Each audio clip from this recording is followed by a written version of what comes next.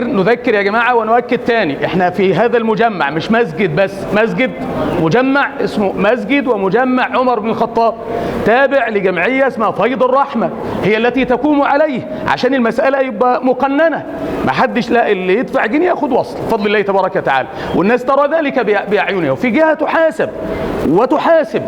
يعني انت حضرتك انفقت فلم تجد، تعالى يا فيض الرحمة انت وديته فين؟ مالي كل ذلك موجود. لكن المجمع يا جماعة الخير او الفكرة اللي انا بفضل الله تبارك وتعالى ارى فيها الخير العظيم، ان مش مسجد فقط، لا ده مسجد ومجمع 8 ادوار. عندنا 3 ادوار مسجد، دورين مسجد رجال ودور للنساء، مع ان انا شايف ان هيبقى دور قليل عليهم، بس يلا عودنا على الله، هيبقى في دور للنساء. عندك دور بعد كده ان شاء الله يبقى مستوصف، الدور الرابع.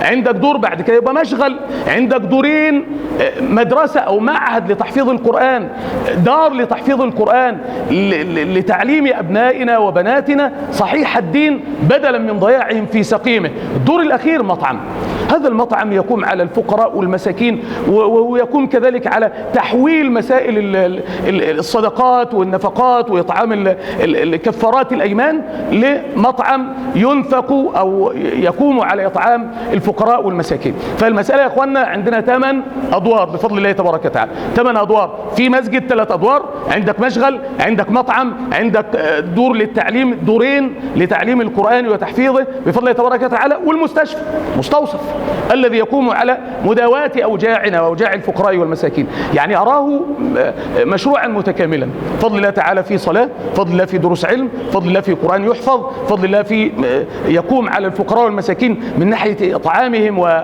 وكذا، يقوم كذلك على المرضى في مسألة المستوصف.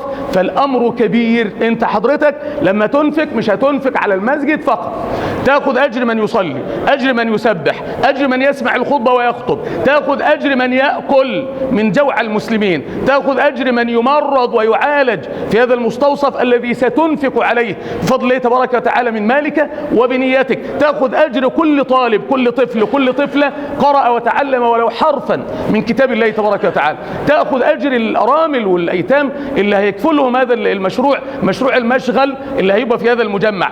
يعني بفضل الله خير متكامل. كأننا نقول إذا أردت أن تنفق صدقتك في مصارفها ستجد من ال8 كثير جدا في هذا المستوصف وهذا المشغل وهذا المطعم وهذا المعهد ودور التعليم وهذا المسجد الكبير والمجمع الذي نسأل الله أن يبارك في القائمين عليه. مجمع مسجد ومجمع عمر بن الخطاب كما قلنا 8 أدوار، صرح يا أخوانا عظيم. فلا تبخلوا على أنفسكم بهذا الأمر وهذا الفضل العظيم. أسأل الله أن يوفقنا وأن يستعملنا في هذا الخير. خلي بالكم هو هيكمل بنا أو من غيرنا، هو الفرق ان ربنا يستعملنا. نسأل الله تعالى ان يستعملنا اجمعين، انه ولي ذلك والقادر عليه. اقول قولي هذا واستغفر الله لي ولكم، وجزاكم الله خيرا، والسلام عليكم ورحمة الله وبركاته.